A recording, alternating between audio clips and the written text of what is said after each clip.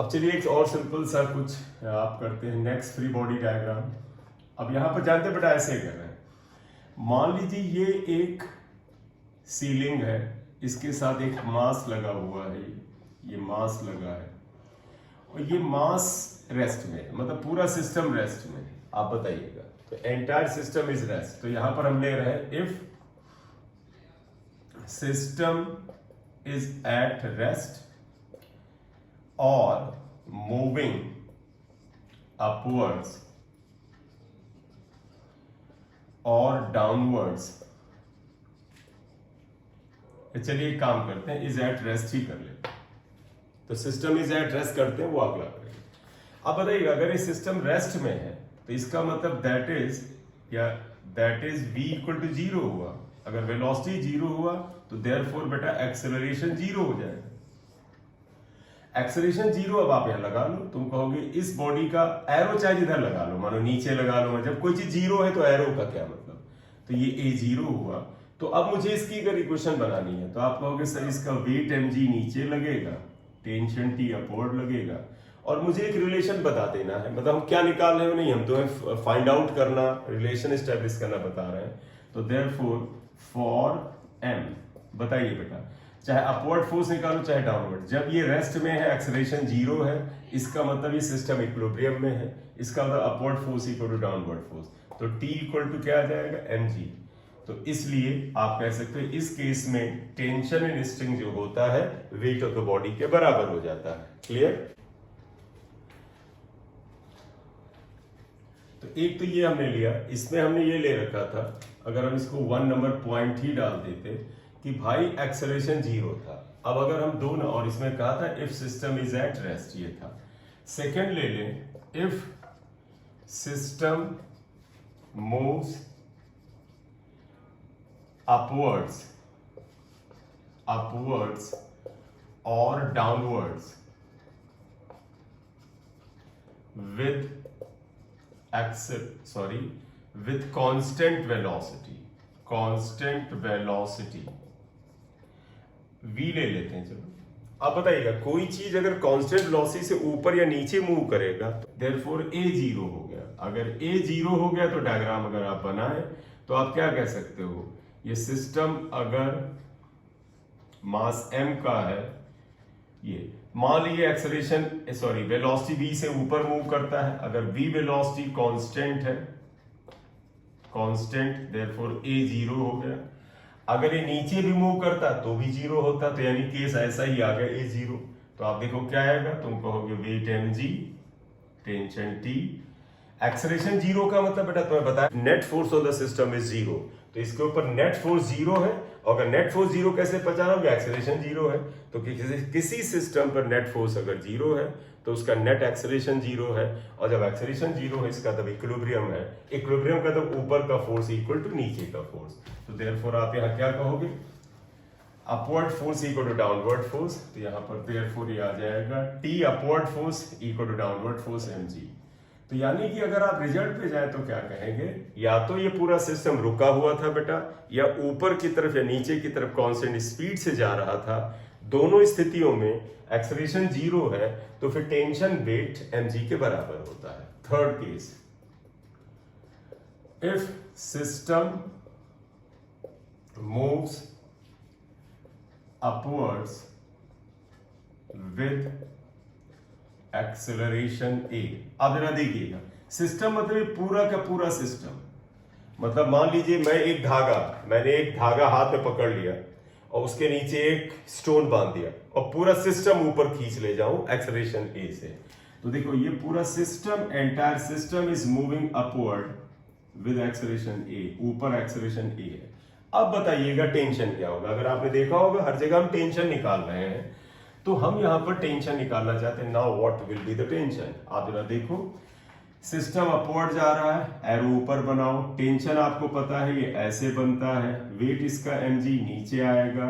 Newton law के according अगर आप बाहर से खड़े होकर देखेंगे तो आपको लगेगा पूरा सिस्टम ऊपर जा रहा है। बाहर का मतलब बेटा जमीन क्या होती है, रुकी हुई है। रुकी हुई का मतलब है inertial frame of reference. Inertial frame of reference में न्यूटन के नियम आंख मूंद के लगा दीजिए आप। तो आप कहोगे कि सर जिधर एक्सेलरेशन है उधर नेट फोर्स क्या आएगा, तो कहोगे T माइनस एम जी। तो आप देखिएगा क्या लिखोगे, net upward force equal to T minus M जी।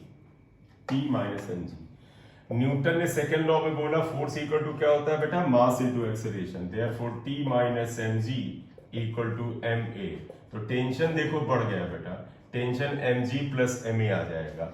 अब इस रस्सी में तनाव बढ़ेगा, है भी आप किसी भारी चीज को ऊपर की ओर खींचते हुए ले जाएं और उसकी वेलोसिटी को बढ़ाते जाएं, यानी एक्सेलरेट करें, तो ये आ जाता है। तो T equal to M G plus A आएगा। तो ये नया टेंशन आ गया। आप इसे भी लिख सकते हैं, इसे भी लिख सकते हैं। तो अगर मैं तुमसे कहूं गौर से देखना, मास के साथ जो मल्टीप्लाई होता है वो एक्सेलरेशन होता है। पहले एक्सेलरेशन सिर्फ g था, अब g पर ये a हो गया। तो आप लिख सकते हो देयरफॉर इफेक्टिव एक्सेलरेशन इज, अगर आप इसे g डैश से लिखें that would be equal to g plus a आएगा। ये इक्वेशन 3 आ गया, करेक्ट। नेक्स्ट आप इतना कर लो, फिर अगला पार्ट करते हैं। चलिए अब इसका अगला पार्ट हम ये लेंगे कि अगर यही सिस्टम नीचे की ओर जाता है तो थर्ड लीजिएगा, if system moves downwards with acceleration a।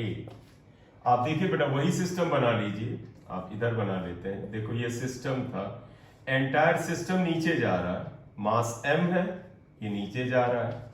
बताइए बेटा जिधर एक्सेलरेशन होता है उधर ही हम नेट फोर्स निकालते हैं। तो देखो ये डाउनवर्ड इसका फोर्स क्या होगा, mg, तनाव इस पे ये T होगा। बताइएगा किधर नेट फोर्स निकालेंगे, जिधर एक्सेलरेशन है। तो बताइएगा net downward force equal to, downward देखो mg माइनस टी, तो therefore mg minus T equal to mass into acceleration ma। तो देयरफॉर t इक्वल टू हो जाएगा mg माइनस ma। अब अगर आप देखें तो तनाव घट जाता है, पिछले में बेटा mg प्लस ma आया था, तो इसमें अगर आप इसे x1 लिख दें तो आप कहोगे t equal to mg minus a आएगा, x2 आ गया। तो देखो टेंशन पहले जब ये बेटा रुका था, सुनिएगा ध्यान से, जब ये रुका था a0 था तो टेंशन mg के बराबर था। जब ऊपर जा रहा था एक्सेलरेशन a से mg प्लस ma था, नीचे जा रहा तो mg माइनस ma आएगा, तनाव घटेगा।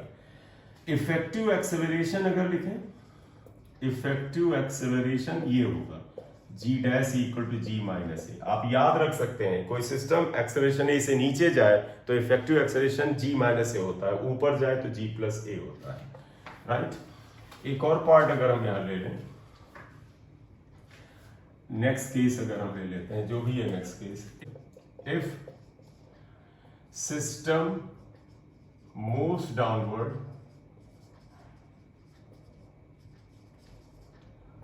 with acceleration due to gravity यानी g, then it falls freely under gravity, that is a equal to g आएगा। तो आप देखिएगा a g के बराबर है, टेंशन ऊपर है, नेट फोर्स किधर निकालोगे, जिधर एक्सेलरेशन है। तो बताइएगा डाउनवर्ड फोर्स क्या होगा, downward force equal to mg minus T. देखो न्यूटन ने बोला बेटा फोर्स क्या होता है, ma के बराबर, m into A, mg minus T equal to m, a की वैल्यू g के बराबर है, g रखो, कैंसिल, टेंशन 0 आएगा। तो अगर ये पूरा system same acceleration due to gravity g से नीचे की ओर जा रहा होगा तो टेंशन 0 होगा, राइट। तो इसे हम state, it is called state of weightlessness,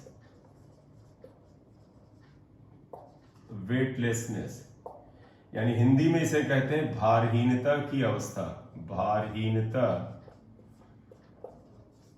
की अवस्था, ठीक है। तो ये भारहीनता की अवस्था है, यानी इस समय बॉडी का वजन, देखो वजन नहीं नजर आ रहा, तभी तो तनाव 0 है। बताओ अगर इसका वजन नजर आता तो इसमें तो थोड़ा सा टेंशन आता, टेंशन जीरो का तो जैसे वजन है ही नहीं है, तो this is called state of weightlessness, ये आ जाता है। लिख लीजिए, आगे चला बढ़े। चलिए अब एक्चुअली काम करते हैं। तुम्हें याद होगा कि हमने प्रीवियस एक दो लेक्चर में हमने ये किया था कि कोई बॉडी है उसको अगर इधर खींचा जाए या इधर खींचा जाए तो इसके क्रॉस सेक्शन में एक स्ट्रेचिंग फोर्स आता है। हम अब चाहते हैं स्ट्रेचिंग फोर्स किसी बॉडी में या मैसिव रोप में वर्टिकल में निकालें। तो आप ध्यान रखिएगा, अगला है stretching force in, stretching force या टेंशन एक ही बात है बेटा, इन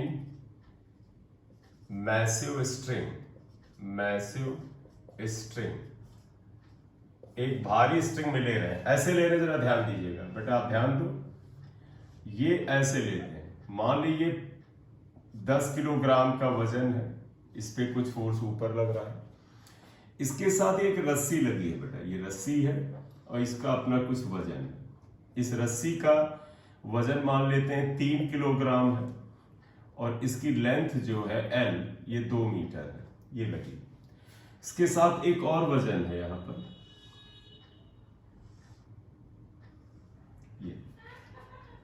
ये मान लेते हैं 7 किलोग्राम का वजन है। अब आप ध्यान देना बेटा, ये 7 किलोग्राम, ये 3 किलोग्राम 10, ये 10 20 आ गया, राइट।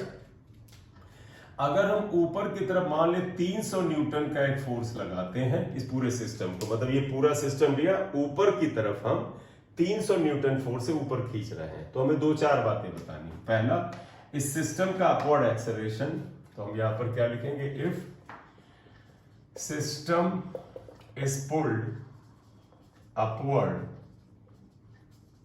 then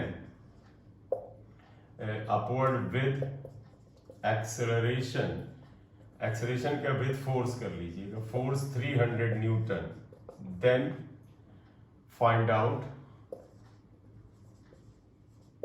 number 1 क्या, acceleration of the system, acceleration of the system, and number 2 बेटा ये जो रस्सी है इसमें अलग अलग तनाव होगा। पहले तो एक मिड पॉइंट हम ले लेते हैं C, इस पे टेंशन आ रहा है, ये मिड पॉइंट है।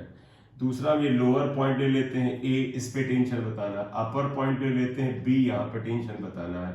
और एक और पॉइंट यहाँ ले लेते हैं D, और D की डिस्टेंस जो है इस साइड से अगर हम ले लें ये, तो हम ले लेते हैं 0.6 मीटर, इस पे बताना है। तो stretching force at A, B, D and C, C mid point है, इस पे ये बताना, ये आता है, क्लियर। या तो पहले हम अगर एक्सेलरेशन की बात करें, जरा यहाँ अलर्ट रहिएगा क्या क्या फोर्स लग रहे हैं। सोल्यूशन देखो बेटा, आप काम करना, ये पूरा सिस्टम ऊपर जा रहा है, ऊपर जा रहा है तो इनका वजन भी काम करेगा, वेट आएगा। देखो इस पूरे सिस्टम का नेट मास कितना है, 10, 3 13, 7 20, तो आप इसको एक सिंगल सिस्टम ऐसे मान लें, आपका इसका मास है 10, 3 + 7 = 20 किलोग्राम। पूरा सिस्टम ऊपर एक सेम एक्सेलरेशन से जाएगा, तो कहोगे ऊपर फोर्स कितना है, 300 न्यूटन। एक्सेलरेशन इसका क्या है पता करना है, इसका वेट कितना लगेगा, देखो 20 जी लगेगा, राइट। ये आ गया। अब ये डेटा ध्यान रख लो बेटा, ये B, A और ये 0.6 मीटर पर हमें दिख रहा है, क्लियर। हमें इसको निकालना है, बताइएगा बेटा, जिधर एक्सेलरेशन उधर नेट फोर्स निकालें। तो देखो एक्सेलरेशन की डायरेक्शन में नेट फोर्स 300 - 20 G = मास इनटू एक्सेलरेशन। तो पहला ये बना 300 - 20 G = मास इनटू एक्सेलरेशन। तो 300 - 200, क्योंकि G की वैल्यू 10 रख दिया बेटा, 28, तो ये 100 = 20A, कैंसिल हुआ, A = 5 मीटर/सेकंड स्क्वायर है, करेक्ट। तो एक्सेलरेशन 5 मीटर/सेकंड स्क्वायर है, तो पहला आंसर आ गया। अब मान ली इन्होंने बोला है स्ट्रेचिंग फोर्स, हम नीचे पॉइंट A लिया था, आपके पास डायग्राम बना उस पे आएगा। तो आगे हम जाते हैं नंबर 2 पर, let stretching at A, B, D and C are, हम ये मान लें T A, T B, T D and T C. तो हम पहले ए पे निकालते हैं, एट ए, राइट। तुम्हें याद होगा जब हमने हॉरिजॉन्टल में बेटा इसे किया था, जब हम इसे हॉरिजॉन्टल में करते थे तो आप ध्यान करो क्या करते थे, जहां पर स्ट्रेचिंग चाहिए वहां से बॉडी को 2 हिस्से कर देते थे। यही करो बेटा, अगर ए पे स्ट्रेचिंग चाहिए तो आप क्या करोगे, देखो यहां बना रहे हैं, नीचे वाला ब्लॉक 7 किलोग्राम का था, देखो ये 7 किलोग्राम का था, यहां पर ए पॉइंट था, आप ऊपर से इसके हिस्से कर दो, कहो ये रस्सी है, इसका मास 3 किलोग्राम है, लंबाई 2 मीटर है, इसके साथ ऊपर वाला मास अटैच है जो शायद 10 किलोग्राम का था, और फोर्स ऊपर की ओर 300 न्यूटन लग ही रहा था, ये करेक्ट। अब आप ध्यान दीजिएगा, यही ये दोनों जुड़ के ए बना रहे थे, तो यहां ए, बी यहां पे किया हमने लिया, तो ये ए है, आप लिखना चाहें इसे ए दिखा दें, ये भी ए हो गया ये। अब आप देखिएगा, आप फ्री हैं बेटा कि फ्री बॉडी डायग्राम ऊपर वाले का लेंगे नीचे वाले का, तो जरा अलर्ट होइएगा। ए पे टेंशन को हमने टी ए माना, आप मान लो ये मान लो, इसका दिखाना इसे भी मान लो टी ए, हालांकि दोनों में से एक का इस्तेमाल हम करेंगे, या तो इसका या उसका, कोशिश करेंगे नीचे वाले का। तो देखो टेंशन अगर इस पे दिखाओ तो ऊपर टी है, इस पे दिखाओ तो नीचे टी, क्योंकि ये दोनों पॉइंट ए है। इसके ऊपर और क्या लगेगा बेटा, आप ध्यान रखना, इसका एक्सेलरेशन ए इक्वल टू 5 हम निकाल चुके हैं। दूसरा आप देखिएगा, इसका वजन लगेगा, ये अक्सर गलती होती है, मास m यानी m इज 7 g। ये बताओ क्या इक्वेशन बनी एक्सेलरेशन की डायरेक्शन में, upward force T A minus 7g, क्योंकि ये नीचे है, equal to mass into acceleration equal to M A, तो T A equal to 7g plus m की जगह 7 लिख दो, a की जगह 5 लिख दो, ये आया, तो ये 5 मल्टीप्लाई होगा, तो आप इसे लिखो। जरा आप देखिए क्या है, तो टी ए इक्वल टू आ गया बेटा 7 10 70 35 105 न्यूटन। तो टेंशन या स्ट्रेचिंग एट ए जो आया वो बेटा 105 न्यूटन के बराबर आ गया, क्लियर, ये आया। अब ए की बजाय अब हम ऐसा करते हैं, सी मिड पॉइंट पे आते हैं, एट सी। सी पे भी बेटा इसको 2 हिस्से करो, देखो ये जो मास था ये 10 किलोग्राम का है, ये ऊपर की ओर 300 न्यूटन का फोर्स लग रहा है, सी मिड पॉइंट है, ध्यान दीजिएगा ये सी है। इसका बेटा वजन जो था 3 किलोग्राम था, अगर सी मिड पॉइंट है इसका मतलब ये 1.5 किलोग्राम बचा। और आप नीचे आ जाइएगा ये, और इसका अगर आप वजन लें तो ये कितना आता है, ये 7 किलोग्राम। इस पूरी रस्सी का वजन 3 था, आधा ऊपर गया तो आधा नीचे आएगा, ये भी 1.5 kg आएगा, क्लियर। टेंशन सी पे अगर टीसी था तो आप जरा ध्यान देना, ये टीसी डाउनवर्ड है, ये टीसी अपवर्ड है, आप इसे ऐसे कर लीजिए। ध्यान रखिएगा पूरा सिस्टम a इक्वल टू 5 से ऊपर जा रहा है, पूरा सिस्टम a इक्वल टू 5 से ऊपर जा रहा है, इसी को इस्तेमाल करते हैं। देखो टीसी ऊपर लग रहा है, इसका वजन 1.5, इसका 7, टोटल मास हो गया 8.5, तो वजन नीचे लगेगा 8 पॉइंट, बेटा 7 और 1.5 बेटा 8.5, 8.5 जी। ध्यान रखना ये भूल जाते हैं अक्सर लोग, राइट। तो बताइएगा एक्सेलरेशन की डायरेक्शन में नेट फोर्स क्या है, टीसी माइनस 8.5 जी, तो देयरफॉर क्या है, TC minus 8.5 G equal to, Newton ने क्या बोला, एम ए, एम मतलब ये मास इंटू ए, यानी एम ए, तो आप लिख देना TC equal to 8.5 G plus M, M की जगह 8.5 लिखो और ए की जगह 5 लिखो, ये आया। तो आप देखिएगा TC equal to 8.5 G plus 5 आया, तो टीसी इक्वल टू 8.5 जी हुआ 10 प्लस 5 15, तो आप इसे सिंप्लीफाई कर दें तो 15 5 का क्या हुआ 75, 7 आपको बचा 120 और 7 127, ये 127.5, ठीक। ये तो इतने न्यूटन फोर्स आ गया सी पर। जरा एक बार प्रैक्टिस कर लीजिएगा, क्योंकि बहुत ज्यादा गलती का चांस रहता है, वजन को हम लिखना भूल जाते हैं।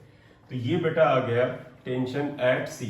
अब हमें जाना है टेंशन एट डी पे निकालना है। तो नेक्स्ट आप बात करेंगे एट डी, नहीं बी निकालेंगे पहले।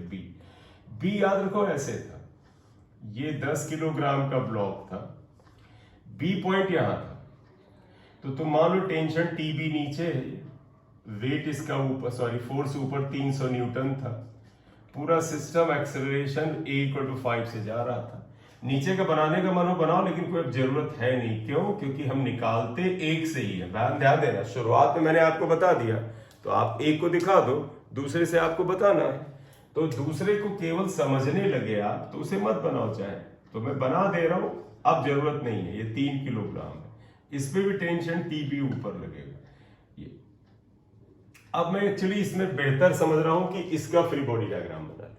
देखिए एक्सेलरेशन की डायरेक्शन में नेट फोर्स क्या आएगा, दिस, और भूलना नहीं बेटा 10 किलोग्राम का वजन भी आएगा 10g, ये भी आएगा। तो ऊपर वाले पे नेट फोर्स आप बताइएगा क्या आएगा, तो आप बोलिएगा इस वाले पे बता रहे हैं। तो नेट अपवर्ड फोर्स क्या आया, देखो 300 minus 10g minus TB equal to MA यानी 10A।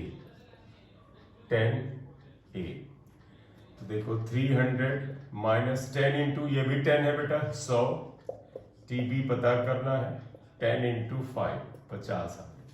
तो देखो 300 माइनस 100 200 आ गया, माइनस TB इक्वल टू 50, तो TB इक्वल टू आ गया 200 माइनस 50, यानी tension at B is 150 newton, 150 newton आ रहा। ये अगला आंसर है, राइट। तो इतने पार्ट आ गए, इतने कर लो। लास्ट डी का बचा, उसमें थोड़ा कैलकुलेशन एक आध लाइन ज्यादा करना पड़ेगा, तो आप इसे नोट कर लें। आई होप आप समझ भी गए होंगे। तो अब हम बात करना चाहते हैं एट डी पे बातचीत हम लोग करते हैं। आप इसे हटा दें। डी की लोकेशन याद है शायद, नीचे से हमने 0.6 मीटर की ऊंचाई पे लिया था। तो देखो डी अगर बताना है तो आप ऐसे ही कर लो। आपको भी 10 किलोग्राम की बॉडी है, इस पे फोर्स 300 न्यूटन था। पूरा बना लेते हैं, दोनों हिस्से तुम्हें दिख जाएगा। तुम कहोगे ये डी था, ये डी था। इसके बाद कहोगे नीचे से डी की लंबाई हमने दी थी, उससे थोड़ा करोगे तो अच्छा रहेगा, 7 किलोग्राम। यहां पर ये डी था, ये लंबाई हमने 0.6 मीटर ले ली थी। पूरे की लेंथ इसकी शायद 2 मीटर थी, 3 किलोग्राम 2 मीटर, राइट। तो देखो बेटा यहाँ टेंशन क्या आएगा, डी पे टेंशन ऊपर की तरफ TD आया और नीचे की तरफ भी TD आया।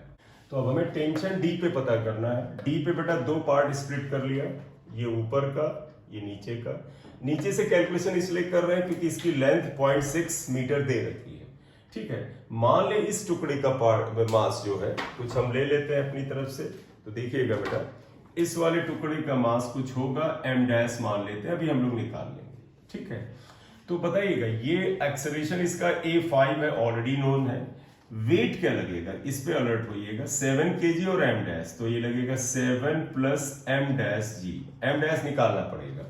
तो m' निकालना है तो यूनिटरी मेथड लगा लीजिएगा। याद करो पूरी स्ट्रिंग की लंबाई जो थी 2 मीटर है, मास 1.5 मीटर था। तो आप ये लिख दीजिएगा since mass of 2 metre equal to 3 kilogram, therefore mass of 1 metre equal to 3/2 kilogram, therefore mass of 0.6 meter equal to 3/2 into 0.6, ये आएगा। तो आप इसे करें तो 0.3 आया, तो 0.9 किलोग्राम आया। तो इसका मास जो हो गया वो बेटा 0.9 kg हो गया। तो therefore m' इतना आ गया, ये m'। तो m' को हम इसको रख लेंगे। अब आइएगा इस पे क्या आएगा, जिधर एक्सेलरेशन उधर ही नेट फोर्स निकाल ले रहे हैं। तो देखो क्या आएगा, जरा ध्यान देना। ये देखो TD अपवर्ड फोर्स, तो देयरफॉर क्या बना, TD माइनस डाउनवर्ड फोर्स आएगा दिस, माइनस इस साइड देखते हैं, चलिए अपवर्ड फोर्स आया TD minus 7 plus m'(g) equal to, बेटा मास यही है 7 प्लस m' इंटू A।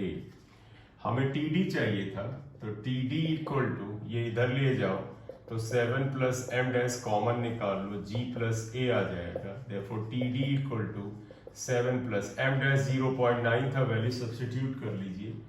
जी 10 था, ये 5 था, 15 हो गया, तो 7.9 इंटू 15 आ गया। वह फिर कैलकुलेट कर लीजिएगा, 15 9 जा 135 आ गया, 13 गया, 105 एंड 13 118.5 किलोग्राम। देख लो कैलकुलेशन एरर ना हो, ये आ गया राइट। तो ये यहाँ पर टेंशन आ गया। तो जब वर्टिकल में जाएंगे तो एक चांस ऑफ एरर होता है कि वेट को कई बार हमसे क्या होता है वो छूट जाने का चांस रहता है। इसको करते हैं नेक्स्ट अगले लेक्चर।